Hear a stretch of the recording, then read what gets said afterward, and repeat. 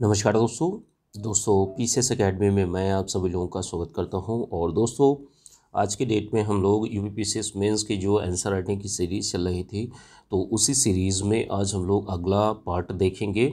यह part number जो है 158 है। ध्यान रखिएगा, प्रत्येक पार्ट में हम लोग दो प्रश्नों को देखते हैं। पहला जो प्रश्न होता है स्टैटिक जीएस का होता है, दूसरा आपका करंट अफेयर का प्रश्न होता है। तो दोनों प्रश्नों को आप लोग बेहतर तरीके से लिखने का प्रयास करिए।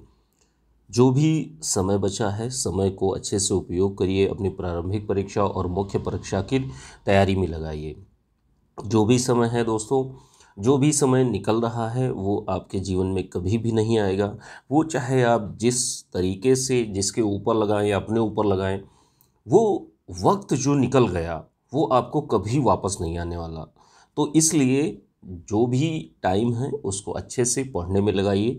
प्रारंभिक परीक्षा और मुख्य परीक्षा, देखिए लगभग 208 दिन बचे हैं। ठीक है, मुख्य परीक्षा में 208 दिन और 88 दिन लगभग प्रारंभिक परीक्षा में। तो अब आप लोग बिल्कुल कमर कस लीजिए, अच्छे से तैयारी जो है आप लोग डेली डेली करते रहिए। जो प्रश्न आप लोगों को दिए जाते हैं उनको बेहतर तरीके से प्रैक्टिस करते रहिए, क्योंकि देखिए यही चीज़ें जो हैं, जो आप लोगों को एग्ज़ाम हॉल में भी यही सेम कार्य करना पड़ेगा। आपके सामने प्रश्न होगा, आपको लिखना पड़ेगा। आप सोचना स्टार्ट करते हैं कि कौन कौन से पॉइंट्स मुझे डालने हैं, नहीं डालने हैं, तो इन तरीके से उसी प्रक्रिया को अपनाया जाता है। ठीक है, अब देखिए जो 208 दिन हैं, इसी में आप लोग जैसे पीटी में भी प्रारंभिक परीक्षा में तो 88 दिन है। तो आप लोगों को क्या करना है कि जैसे 1 से 1.5 घंटा आप लोग मेंस को डेली दीजिए, क्योंकि देखिए मुख्य परीक्षा ही मेन है। अगर आप पीटी पास भी हो जाते हैं, मुख्य परीक्षा में लटकेंगे जाके, अगर आप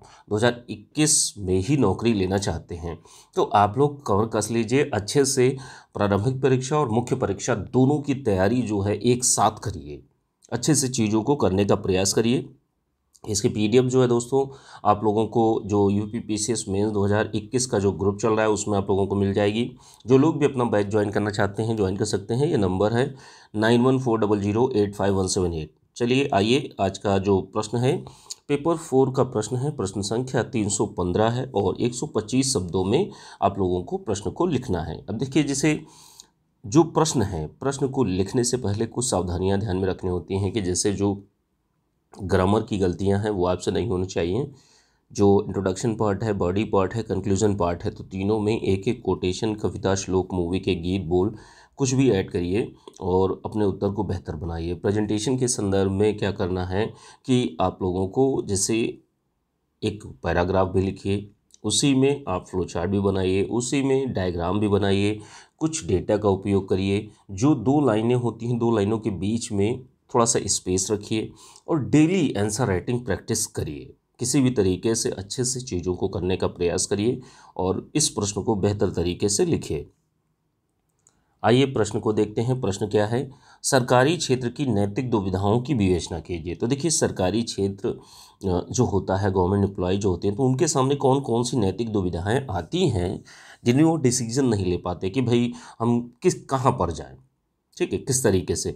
तो सबसे पहले तो नैतिक दुविधा को बताना है आप लोगों को कि नैतिक दुविधा होती क्या है। नैतिक दुविधा की देखिए ऐसी स्थिति है, जैसे मान लीजिए आप एक व्यक्ति हैं, अब आपके सामने दो विकल्प हैं। ठीक है, दो चॉइसेस हैं, आपको लेना क्या है, आपको चूज़ क्या करना है। आपको देखिए, जैसे मान लीजिए कोई नॉर्मल इंसान भी होते हैं, अब उनके पास दो चॉइसेस हैं कि वो या तो सच्चाई बोलें और या तो झूठ बोलें। अब ये आप जाते किधर हैं ये आपके ऊपर डिपेंड करता है। ठीक है, तो ऐसे ही सरकारी क्षेत्र में क्या होता है, सरकारी क्षेत्र में जो भी गवर्नमेंट एम्प्लॉय जो होती हैं, तो उनके सामने कौन कौन सी नैतिक दुविधा। देखिए, जो अधिकारी वर्ग है, कोई भी व्यक्ति हो, सभी के सामने नैतिक दुविधाएं आती हैं कि भाई मैं किधर जाऊं। ठीक है, मैं आगे बढ़ूं या पीछे रहूं, पीछे हटूं, क्या करूं।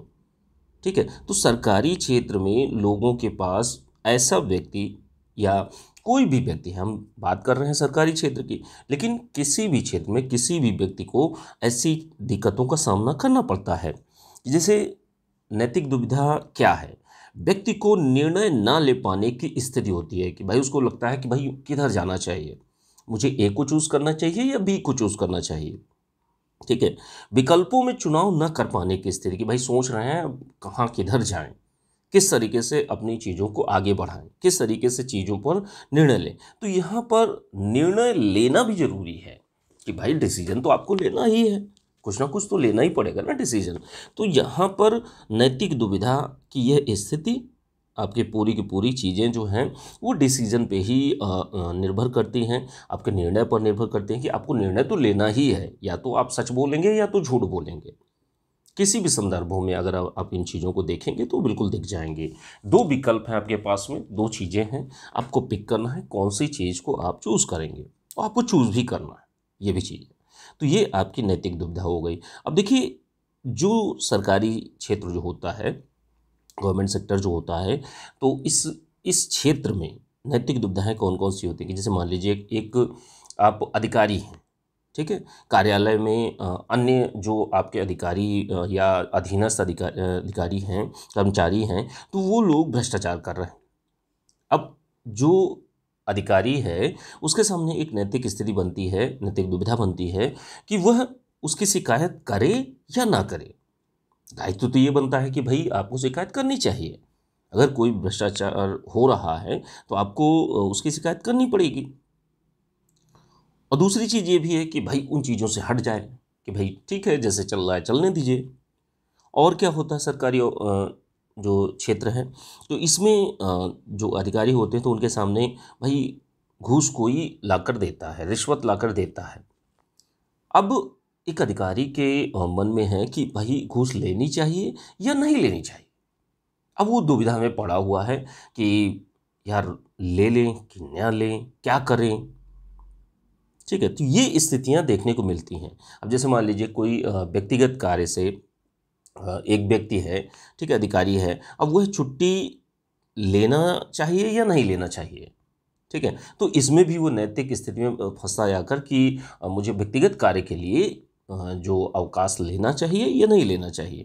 अब जैसे कार्यालय है, आपका ऑफिस है, विभाग जो है, वहाँ पर जो सार्वजनिक संपत्ति है, अब नैतिक दायित्व बनता है कि आप उसको व्यक्तिगत यूज में ना लाएं। ठीक है, लेकिन अब यहीं पर उपयोग करना चाहिए या नहीं करना चाहिए। भाई सरकारी गाड़ी का व्यक्तिगत उपयोग करना चाहिए या नहीं करना चाहिए। तो ये स्थितियां अधिकारियों के सामने आती हैं। भ्रष्ट कर्मचारी, जैसे मान लीजिए कोई भ्रष्ट कर्मचारी है, आपने देख भी लिया कि हाँ इसने भ्रष्टाचार किया है या गलत कार्य किया है, किसी के साथ गलत किया है। अब उसको निलंबित करें या ना करें, या उसको वार्निंग दे के छोड़ दें। ठीक है, तो ये स्थितियां जो अधिकारी हैं उनके सामने आती हैं।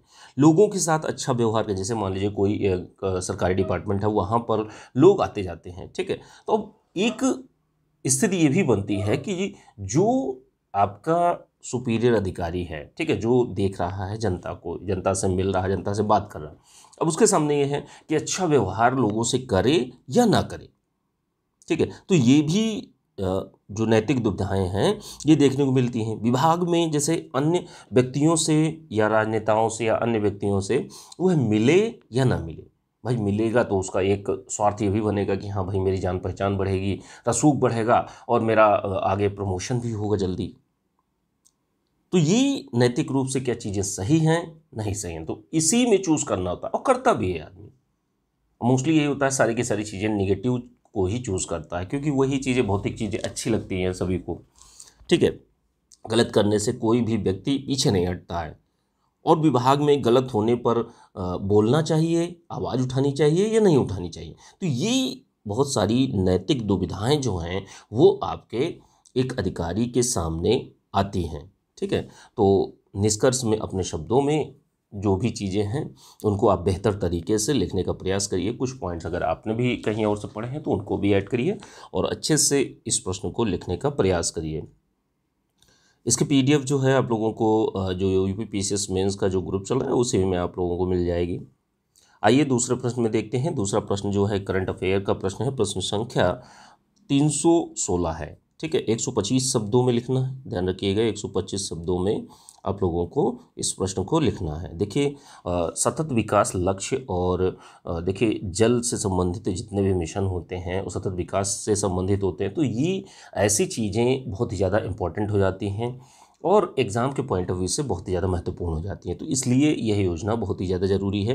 ठीक है, इस प्रश्न को आप लोग बेहतर तरीके से लिखिए। लिखने से पहले कुछ सावधानियां ध्यान में रखनी होती हैं कि जैसे जो ग्रामर की गलतियां हैं आपसे नहीं होनी चाहिए। जो इंट्रोडक्शन पार्ट है, बॉडी पार्ट है, कंक्लूजन पार्ट है, तो तीनों में एक एक कोटेशन, कविता, श्लोक, मूवी के गीत, बोल, इन सारी चीज़ों को ऐड करिए और अच्छे से उत्तर को लिखने का प्रयास करिए।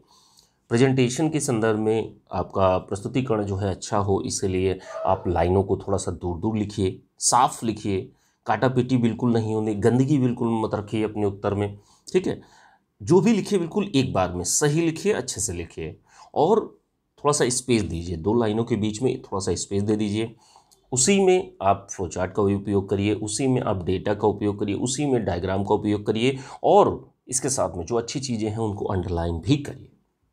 तो इन सारी चीज़ों को अगर आप बेहतर तरीके से उपयोग करेंगे तो आपका ही उत्तर जब आप अपना लिखा हुआ उत्तर देखेंगे तो आपको बहुत अच्छा लगेगा। ठीक है, तो ये सारी चीज़ें ध्यान में रखते हुए अच्छे से इस प्रश्न को लिखना है।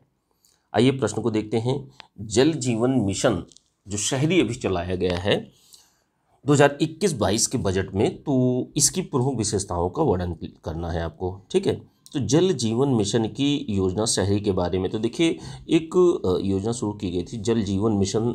ठीक है, ग्रामीण भी चलाई गई थी। अब ये देखिए यह जो है 15 अगस्त 2019 को स्टार्ट की गई थी। ठीक है, जल जीवन मिशन योजना। और इसका उद्देश्य क्या है, 2024 तक सभी घरों में पाइप के जरिए जलापूर्ति को सुनिश्चित करना। भाई पाइप के जरिए आप जो जल है उसको घरों घरों तक पहुंचाना, सभी घरों तक।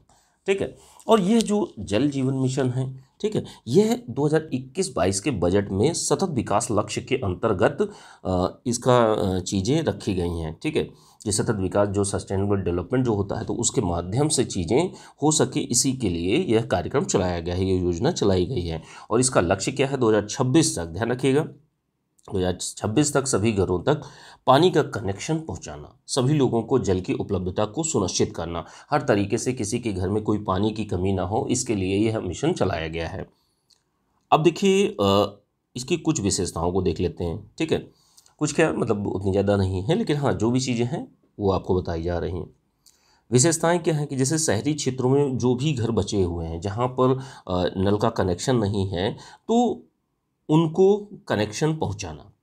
ठीक है, 500 अमृत शहर जो बनाए गए थे तो उनमें 2.64 करोड़ घरों को सीवर कनेक्शन देना। ठीक है, तो हर तरीके से स्वच्छता रहे, लोगों को अच्छा जल मिल सके, साफ जल मिल सके, इसी के लिए यह योजना चलाई गई है। जहां वित्तीयन की जहां तक बात करते हैं तो इसमें बजट में प्रावधान जो रखा गया है 2.87 लाख करोड़ रखा गया है। ठीक है, और क्या चीज़ें हैं इनमें कि जैसे वित्तीयन के अलावा जैसे यह मिशन जो है जल जीवन मिशन ग्रामीण का ही एक पूरक है। ठीक है, तो ये मुख्य मुख्य बातें हैं, विशेषताएं हैं इस पूरे के पूरे जल जीवन मिशन शहरी की। तो इन चीज़ों को आप बेहतर तरीके से अपने शब्दों में 125 शब्दों में ही लिखना है, तो अच्छे से चीज़ों को लिखने का प्रयास करिए और निष्कर्ष के रूप में अपने शब्दों में चीज़ों को लिखिए। ठीक है, इसके पीडीएफ जो है आप लोगों को यूपीपीसीएस में 2021 के बैच में मिल जाएगी। ठीक है, जो लोग भी अभी से अच्छे से चीज़ों को करना चाहते हैं, अभी से जो पीसीएस मेंस है उसके जीएस के चारों पेपर के नोट्स, हिंदी, एसे, ड्राफ्टिंग, फुल टेस्ट सीरीज़, ये सारी चीज़ें लेना चाहते हैं तो आप लोग ले सकते हैं। नंबर है 9140085178, इस पर आप लोग मैसेज करके जानकारी ले सकते हैं। ठीक है, चलिए ठीक है, थैंक यू देखने के लिए।